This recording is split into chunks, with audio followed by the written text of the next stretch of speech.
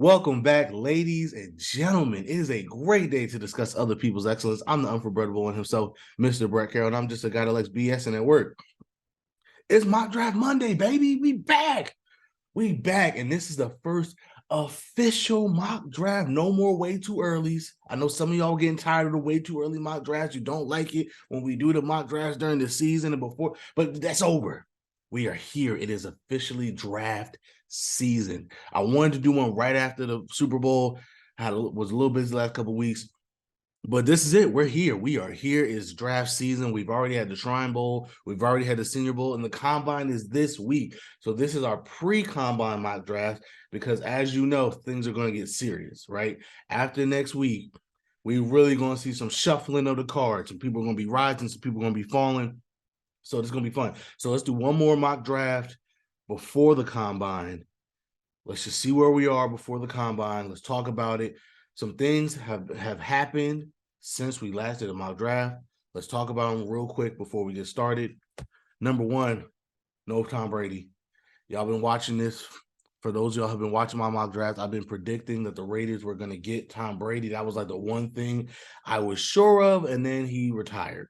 So that changes a lot. He's not going to Raiders. That means the Raiders are definitely in line for a QB right now. Obviously, a lot of rumors are Aaron Rodgers, but we don't even know if he wants to play yet. We don't know if he wants to stay in Green Bay. There's a whole lot going on with that. The Jets will probably offer more than the Raiders to get Aaron Rodgers. You know what I mean? There's so much, so I can't predict that. I cannot predict that. But they need a quarterback, and I don't think Jimmy G. Yeah, they could get Jimmy G, but I don't think they're going to win at a high level with Jimmy G. Not in the AFC. They could probably make the playoffs, but if the goal is to win a Super Bowl, they need to get a guy with some upside. I don't think that's Jimmy G. So we'll see what they do. Next, the Panthers get Frank Wright. Got their guy, man. That's a big deal because one, I really wish Steve Wilkes got the job, but that's for another day. But Frank Wright is supposed to be an offensive guy, supposed to be a quarterback whisperer, supposed to be an offensive guru. This tells me that the quarterback position is definitely in play. Does this mean that they are all in on moving up for a quarterback? We'll talk about that in a second, but that's another big thing. And lastly, D'Amico Ryans getting hired in Houston. To me, that says a lot of interesting things. I will get into that more later. But can they go defense in this draft? Right? They hired a young guy. This isn't going to be a one and done deal like they've done with David Culley and Lovie Smith. They've given him a real, at least I believe, I hope that they're giving him a real shot to see what he can do as a head coach, and that might mean, depending on what they told him, because remember, he was like the hottest prospect in the draft, in the coaching circles this offseason. He was the guy that basically could get any job he wanted. So they must have told him something he really liked for him to pick this job over some other jobs, which tells me they might not go quarterback. They might say, you know what, if this is a long-term rebuild anyway, build your defense up. There's a better quarterback class next year. We're okay if we stink again next year and we could get a guy next year at the quarterback position. Build this team how you want to build it, right? Build your nucleus of this team, build your foundation, and then we'll worry about a quarterback. So what does that mean? Because does that mean they could trade down? Does that mean that they just take one of these defensive guys early in the draft and move on from there? We'll see. We'll talk about all that. So how does this affect the draft? I'll be honest with you.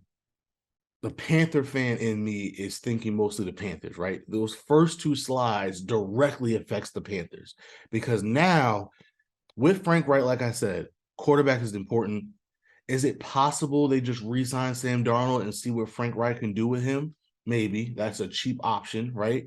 If they're going in the same mindset of, listen, we know we're not going to win right away. Let's just try to, get some things in order, and then we'll worry about a quarterback. That's possible, right? You re-sign Sam Darnold, and if a guy falls to you at 9, you take him. But if not, you live with Sam Darnold and Matt Corral going into the year. It's possible. I don't know, but I haven't done a mock draft where they moved up yet. I want to do one because I know that's a very realistic possibility.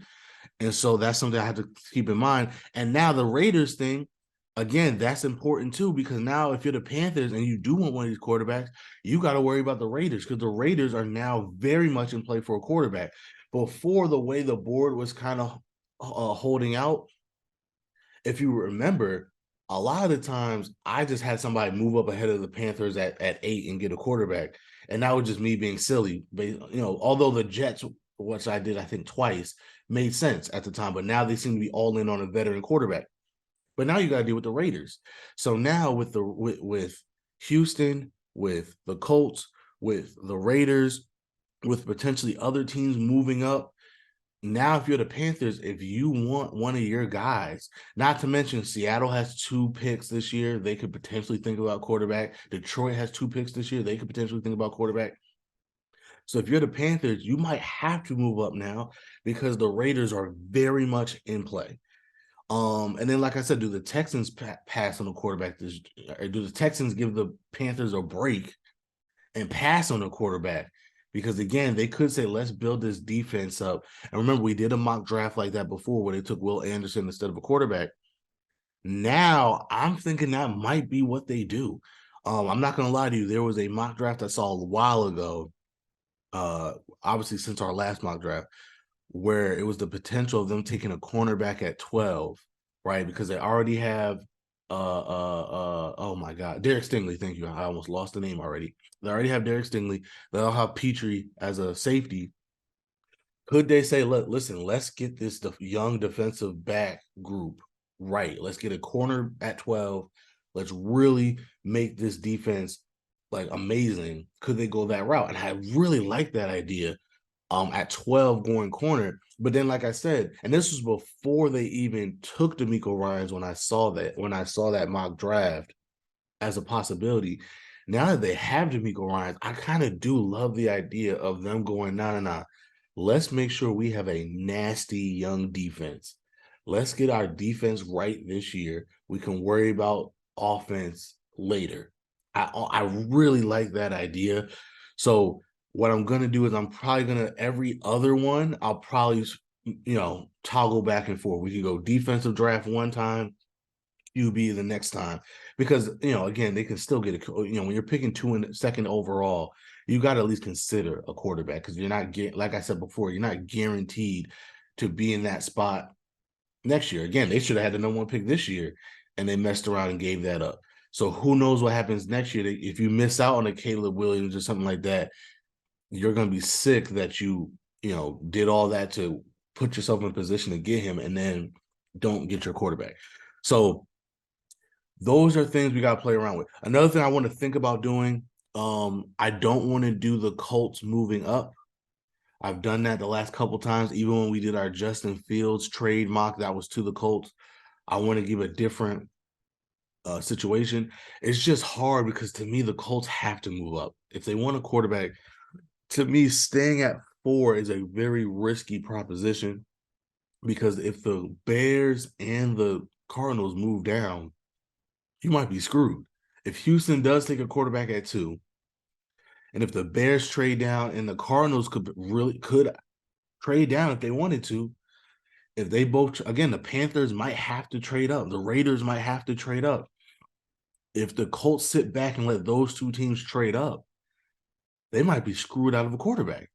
Or at least the quarterback they really want. You don't ever want to settle for the 4th quarterback, no matter who that quarterback is. You know what I mean? So it's hard for me not to move the Colts up, but I don't want to do that every single mock draft. And I know every mock draft has the Colts moving up. So for this one, I'm not going to do that. So that's something I also want to try out. But yeah, that's just some of the things rattling around in my mind right now that I want to try out in this draft. So no Colts trade. We'll do something else. We'll flirt with the Panthers trading up. I got to decide. I still believe that if you're the Panthers, I still believe you wait and see what happens after pick 5. I think pick 5 is the sweet spot because you could trade up. It's not going to cost you that much because they do have some other needs besides quarterback. And I just don't think it makes sense to trade up to number 1 or 3 and really put yourself in a bind draft capital wise to get one of these guys. I think if the guy you like falls to 5, then you can think about it. But we'll see. We'll see. We'll see how this plays out. So let's let's do this. Let's get started, and we're gonna have fun with it.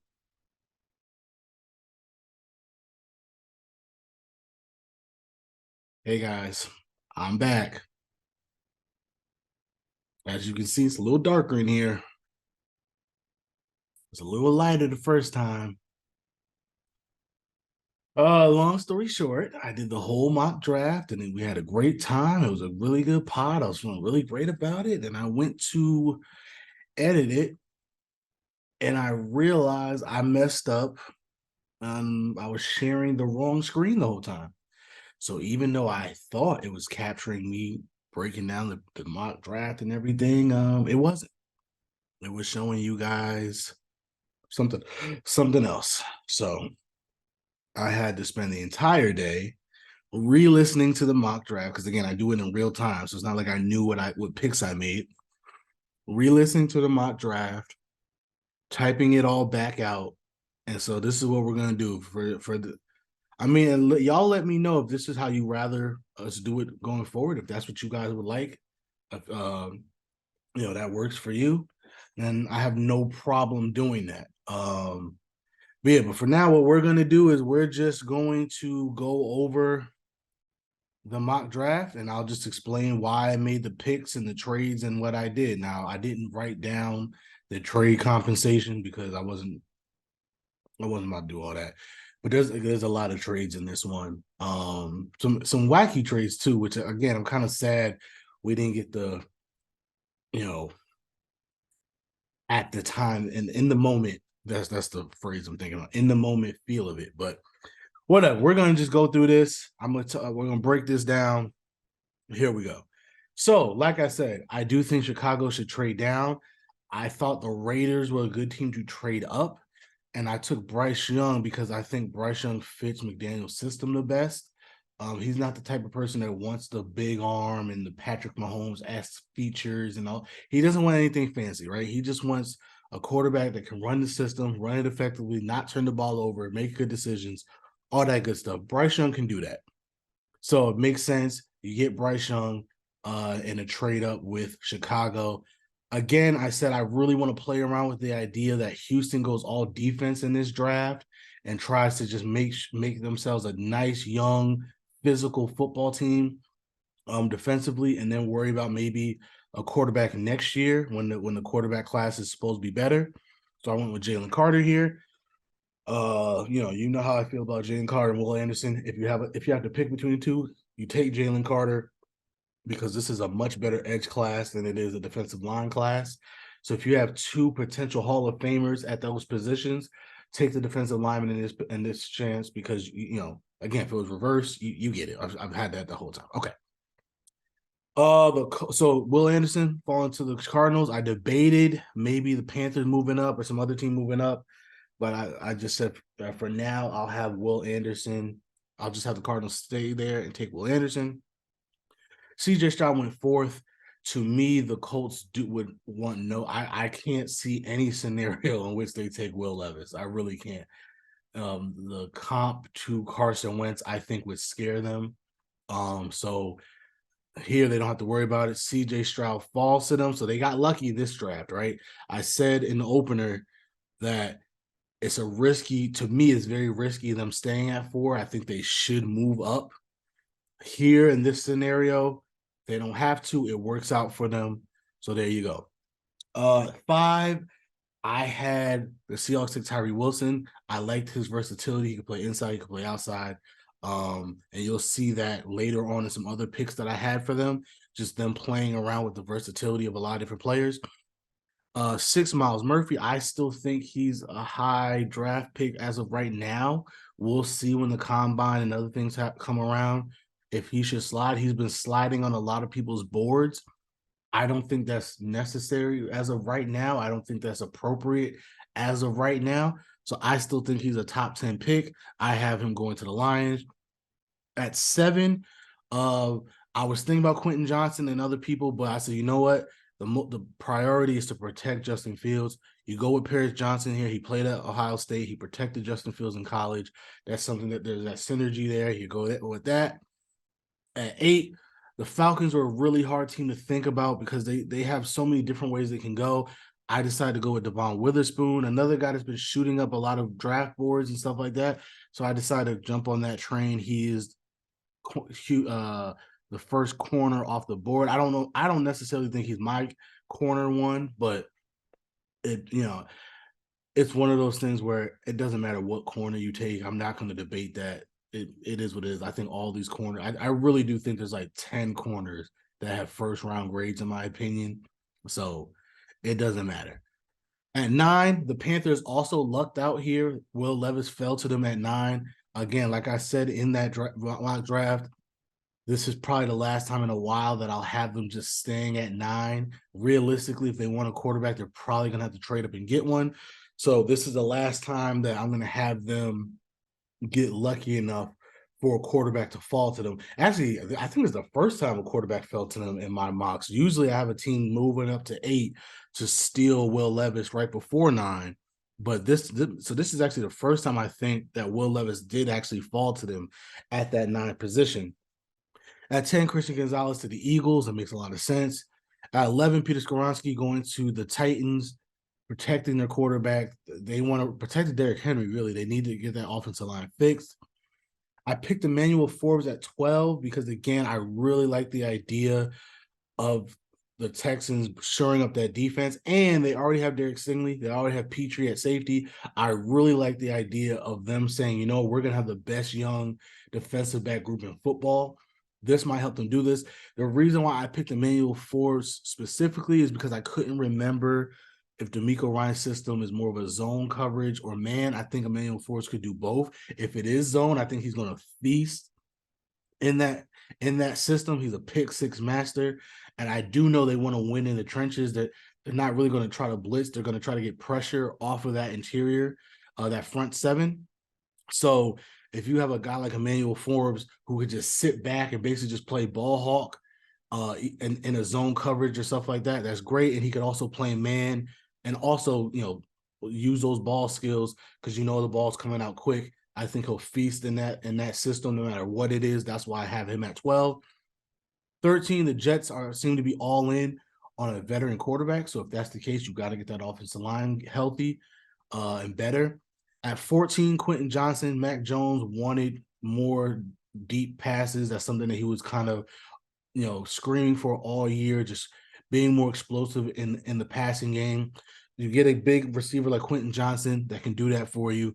I like that. 15, Lucas Van Ness, another guy that has been shooting up boards out of nowhere. Performed really well. I think in the Senior Bowl, I think it was that he performed really well, and that's why he's shooting up so many people's boards. He seems like the type of guy that the Packers would get in the first round. Again, I am never going to have them draft a receiver or tight end in the first round until they prove to me that that's something they're willing to do. They don't do it. So why would I mock them doing that when they just don't do it? You know what I mean? So this is exactly the type of play that they would take in the first round, and that's why they're there. Washington, I had them taking Osiris Torrance because they need to get that offensive line fixed. With Eric Bieniemy there, Ron Rivera and Eric Bieniemy have already said that they want to run the ball. They want to be a physical running team. Sam Howell will be their quarterback for now. I'm rooting for Eric Bieniemy to prove the haters wrong. So, not sorry. I wanted them to go offensive line, give Sam Howell the best chance to be good. They have weapons already. They have a good running game. They have McLaurin and Dotson at receiver. Get that inside of the line fixed up so that you can run the ball, use that play action to get to your speedy receivers on the outside. You know me, Joey Porter Jr. I promise at one point I'll have them take somebody else, but this is the guy I want. I just want it right now. It's one of those things. If I say it enough, maybe it'll happen. Sorry, not sorry. That's just me being a fan. Brian Barisi, I thought this was an interesting pick for the Lions, getting both those Clemson guys, shoring up that defensive line. That's where they're winning. Again, let's say Aaron Rodgers stays, you got Kirk Cousins, you got Justin Fields. You need a defensive line that could corral those quarterbacks, right? So that's something that's very important for them to do. 19, I took Anton Harrison. The Buccaneers they're another team that's just really weird. There's so many things that they need and probably want to do. I decided my strategy in this draft for them would be to just get offensive line help. So that's I started with that. Nolan Smith for the Seahawks, like Tyree Wilson. I like the fact that Nolan Smith could kind of play inside as well. Again, that versatility. I think Pete Carroll would love to have guys like that he could mix and match and do different fun things on defense. I think that's the type of thing that would fire him up and fire that coaching staff up. So I like that pick for them. At 22, I had the Giants trade up with the Chargers to get Jordan Addison. Again, my thing is if you're gonna give Daniel Jones a French, if you're gonna put a franchise tag on him and basically have a prove it deal, give him the tools to prove it, right? Don't give him no weapons and then say, oh, well, we didn't see any improvement this year. We don't want to pay you. No. If you're gonna franchise him or give him a short-term deal, give him the weapons to at least prove what he can do, right? That's only fair. I'm very consistent in that. Be fair in what you're asking these players to do. This is a good move for them.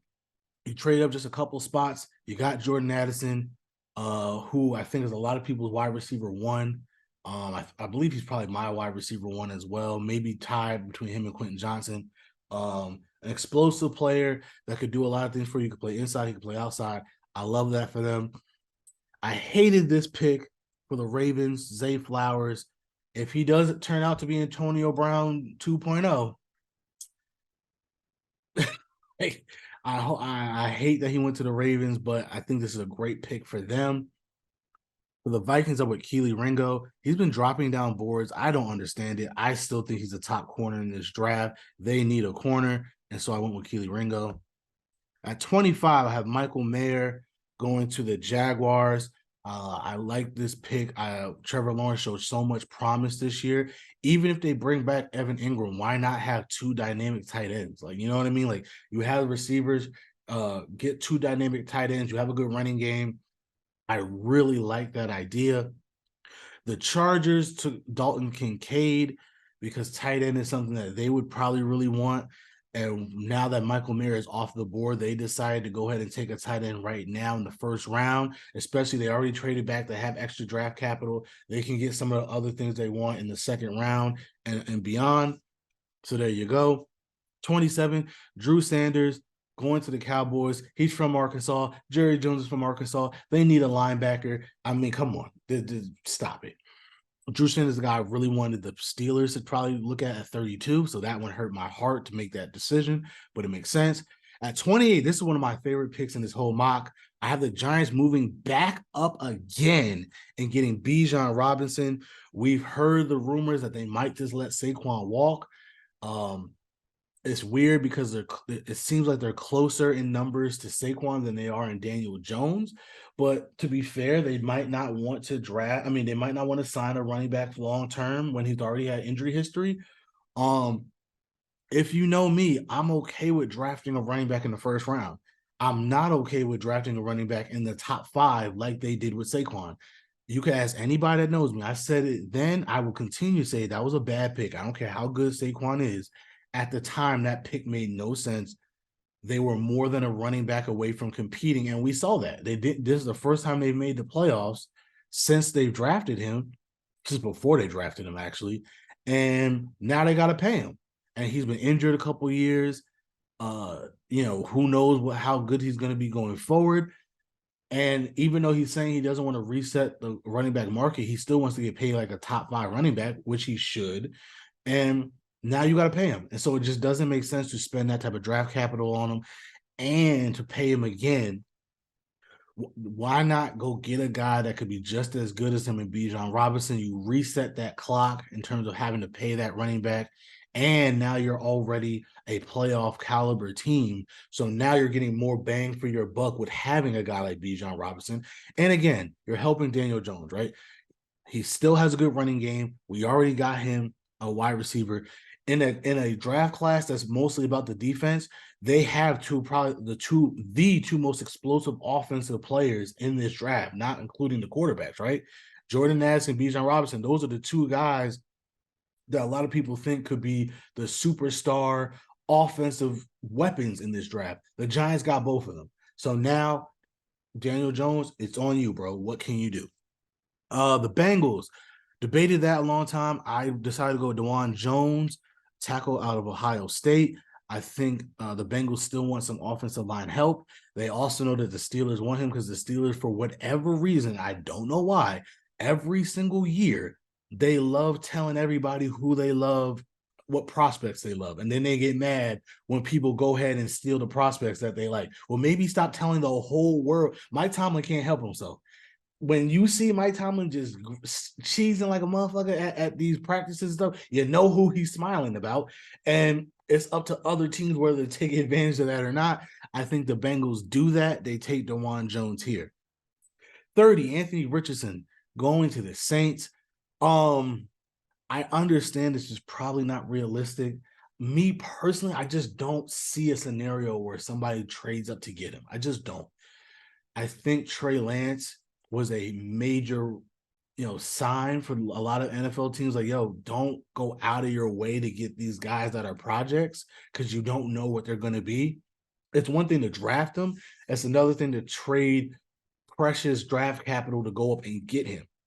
So for me, Anthony Richardson is weird because realistically, he probably won't drop this far. But at the same time, I can't justify a team moving up to get him. I know it probably will happen.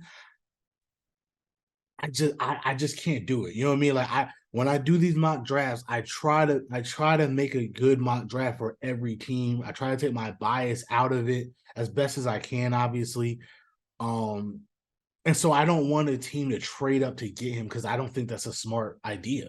And so if that's the case, I'm not going to make a team do that if I don't think that's a smart idea. Here he falls all the way to 30 for the Saints. They get him. And it makes sense for the Saints to do that. He's a potential superstar player. They could always bring back Jameis Winston or Andy Dalton for this year while they sit him. You know what I mean? Like, it makes sense.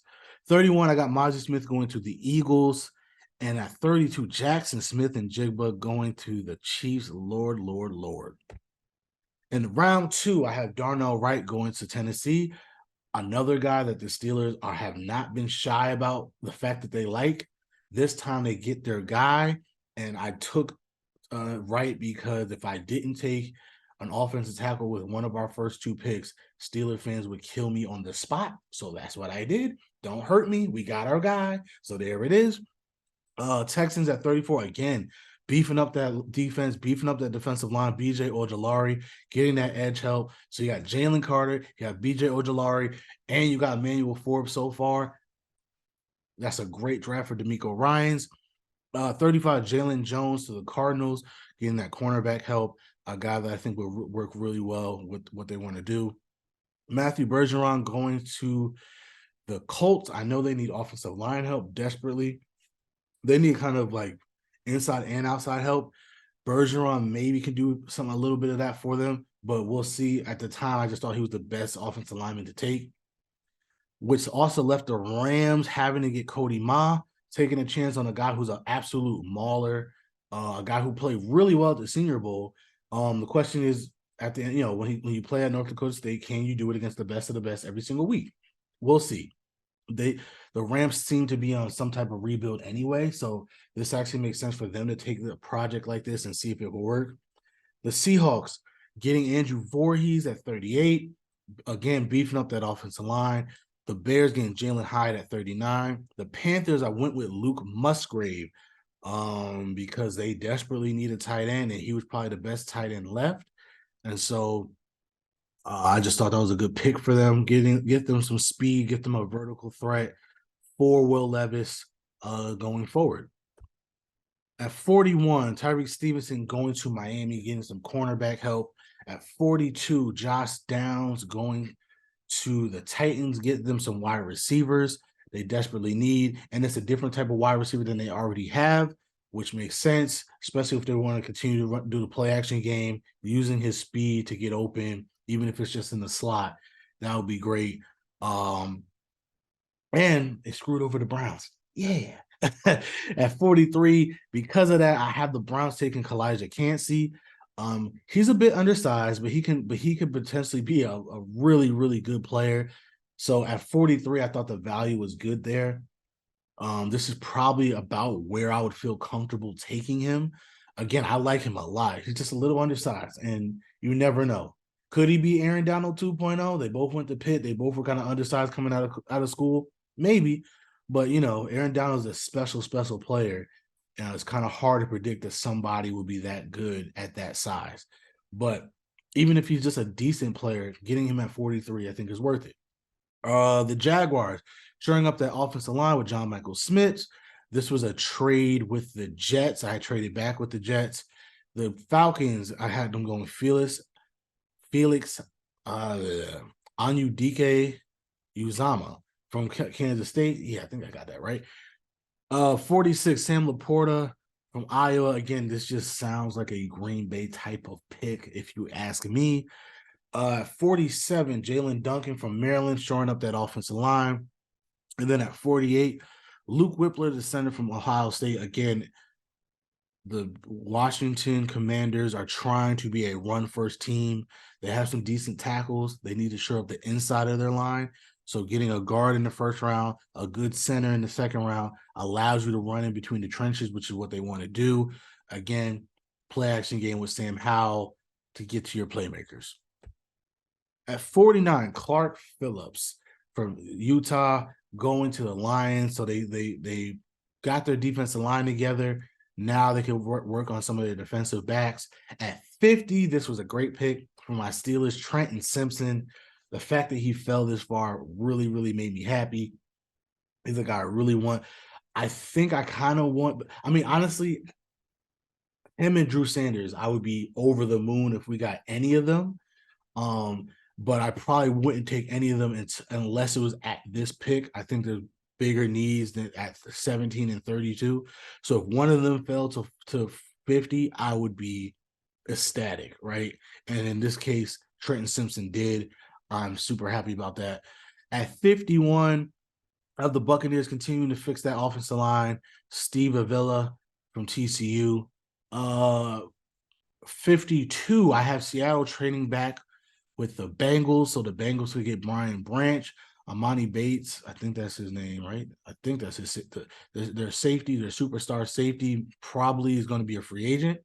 This is a great value pick to get his replacement. 53, Deontay Banks going to the Dolphins, getting some cornerback help. At 54, getting some speed, some real speed at the Chargers from Nathaniel Dell out of Houston. A lot of their receivers are big body receivers, contested catch receivers. This guy's a speedster. This guy's a separator, something that can really give their offense another dimension, along with Dalton Kincaid over the middle. At 55, once again, shoring up that offensive line for Chicago with Joe Tippmann. And at 56, I had the Panthers moving up with the Lions to get Will McDonald, an edge that they desperately need. They're switching to a 3-4, which I think would actually help him better.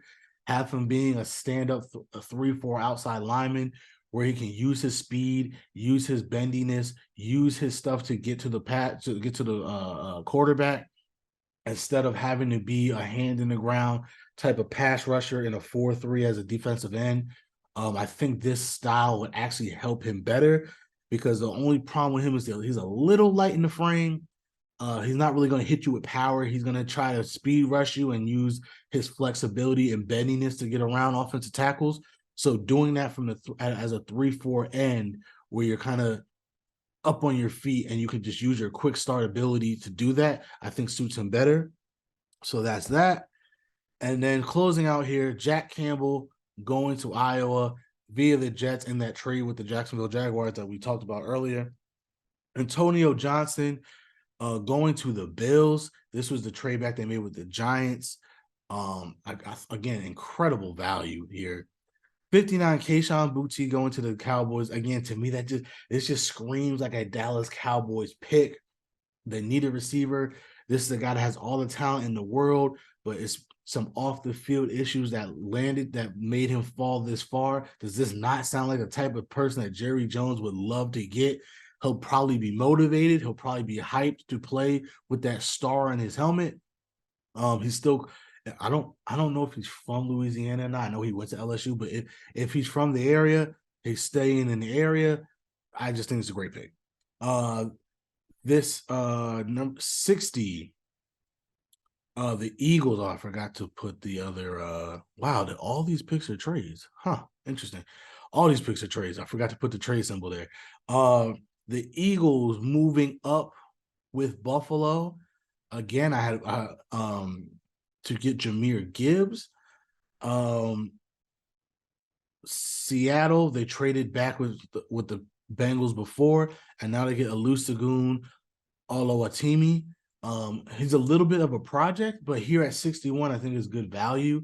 And they're living with luxury, man. They don't need much. They have so many picks. Again, they traded down in this mock draft, so they're getting even more picks. I think it's the type of play that you can take here and just try to mold and build, right? 62, I had this is from the Lions trading back with the Panthers before, and them getting Devon A-Chain from Texas A&M. Just an all-around speedster, a guy that could be explosive, to complement Jamal Williams if they're ready to move on from DeAndre Swift. Then at 63, I had the Panthers trade up again. Yeah, I don't know what the heck was wrong with me today, but I was just feeling the Panthers draft today. I had them trade because I couldn't believe Cam Smith was still on the board. For some reason on PFF, they keep lowering his grade, which I don't understand. Again, if he was the first corner taken, I wouldn't be surprised. This is a guy that I thought you've seen my mock drafts. I've had the Panthers take him at 9. So when I saw him on the board at 63, I said, nah, man, I gotta go get him. So Buffalo traded down again with the Panthers to get Cam Smith. And so the Panthers had a fantastic draft in this mock draft, had 3 second-round picks, and all of them were good. And then last but not least, Isaiah Foskey going to the Chiefs. Again, the Chiefs are just killing it in all these mock drafts. They could just let the talent fall to them, and they'll just take the talent because other teams are picking for needs, right? They're just like, yo, give us whatever is left. We'll take it. So that was the mock draft. Like I said before, I really like what everybody did in this draft. This is like the first time where I'm like really, really, really, really happy with everybody's draft class. Maybe the Bills, they've only had 1 pick, but they traded down so many times. They have so many picks that they could work with. But other than that, there's no team that I thought had a bad draft. I thought everybody killed it. Obviously, Carolina, this is a Panthers fan's wet dream if this happens. I like what the Giants did. I like the Giants going all in on getting Daniel Jones some weapons so that he could perform at his highest level. I love what the Lions did. I love it. I always love what the Seahawks do because they're just luxury picks at this point. Who else? I love my Steelers draft. I mean, come on. If we get a corner, a tackle, and a linebacker with those first 3 picks, I'm not going to complain at all. So I like what the Steelers did. I like the Bengals getting tackle help, and I want to say, yeah, getting tackle and safety help I thought was really cool. Who else do I really like? I like the Chicago Bears trading down and really fixing that offensive line, really helping Justin Fields out. I like what they did. Who else? I like what the Jaguars did. I love what the Commanders did. It's not sexy, but if that's what you want to do, if you want to be a run first team, get that offensive line going. Get that offensive line with all the pieces that you need so that you can be an effective run first team. I like that. Yeah, I really do like what everybody did here. Green Bay maybe might be a quote unquote loser because, and again, and I said it when I did the mock draft before, when you refuse to take offensive talent in the first round, sometimes you limit yourself. And so they only had 2 picks.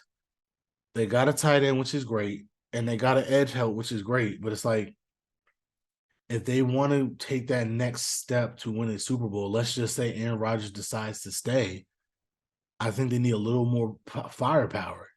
Maybe in year 2 with the young receivers he has, maybe that's all they need is a tight end. But I don't know. I just think they could have done a little bit better. But again, I'm not going to have them take a receiver in the first round until they prove to me that that's something they're willing to do. They don't even like taking offensive players, period, in the first round unless it's an offensive lineman. So I'm not gonna mock them doing that until they prove to me that that's something they're willing to do. Um, they kind of have this mindset that we pay you all this money so that you can overcompensate for us on offense. So we're going to continue to hold you to that fire. And they just paid him $60 million. So I don't know. That's just the type of organization they seem to be. So that's probably the one organization that might be kind of taking an L in this draft. The Browns as well, but that's only because they had one pick and the needs that they had kind of dried up on them before they can pick. That wasn't by design. That's just how this particular mock seemed to go. But yeah, other than Green Bay and Cleveland, I think I really like what everybody did in this draft class. I really did. Um Again, I think Seattle's killing it in the draft class. I like what the Texans do. I really like the idea of them saying, "Hey, listen, if we're gonna commit to D'Amico Ryans, and we're gonna give him time to mold this football team, why not take advantage of a great defensive draft class? Let's get a stupidly good potential defense, and if we're picking in the top 5 next year, so be it. It's a great quarterback class. We'll get a quarterback then." I really like that idea. I really, really do. I really like that idea. So yeah, like I said, I like a lot of this draft class. I really do. Yeah, I mentioned the Jaguars. I mentioned the Giants. I even like the Cowboys draft. It's to me, it's a very Cowboys draft, but it's good. Drew Sanders and Kayshon Boutte are two guys I really want the Steelers to get. Kayshon Boutte, I would hope he falls to the 3rd or 4th round before we consider it. But again, the Cowboys need a receiver. So them taking him in the 2nd round makes a lot of sense. Cowboys need a linebacker. Them taking Drew Sanders at the end of the 1st round makes a lot of sense. I like the Cowboys draft. I like the Giants draft. Um, yeah, I really like it. Even Zay Flowers with their one pick. If he is Antonio Brown 2.0, then that's a plus draft. You know what I mean? So yeah, I mean, obviously the Panthers killed it. That might have been. I was in a really. That's another thing. I was in a great mood this morning. I was in a great mood. I was singing. I was dancing. I was so happy to do another mock draft. And then that happened. It just kind of blew my whole mood. But maybe that's what I was feeling. I was just really happy, and the Panthers got all that excitement. They got 4 picks in the first 2 rounds. They got their quarterback. They got their tight end. They got their edge rusher. They got who else did they get? Quarterback, tight end, edge rusher,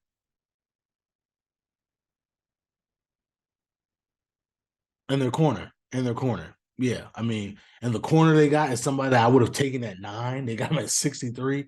Again, I did not plan that. I did not plan that, but that's just how it shook out. Yeah, they obviously won. They are the winner chicken dinner here. But again, I like what a lot of teams did. I like what a lot of teams did here. I really, really do. I really like what Seattle did. I really think Pete Carroll would love the idea of getting a bunch of guys that can play inside and outside on that defensive line. But yeah, that's everything. I'll go back real quick. So since we're here, there's 1 through 8. That's 9 through 16, 17 through 24. End of the first round. There you go. Top of the second round. Boom. Boom. And that ends it out. All right. But yeah, here we go. The combine is this week. I'm super excited. I hope you guys are too. We're here. This is mock draft season, baby. No more way too early mocks. Every mock from now on is the real deal, bro. This is it. This is what we're getting. I love it. I love it. I love it. All right. You can find me at Never for Brett Me. That's NEVA_BRETT_MEE on Instagram and Twitter. We are at _dope blog on Instagram, the dope blog on all one word on Twitter. And because you're watching this on YouTube, please like, share, and subscribe. And join us next time as we continue to discuss other people's excellence. Deuces.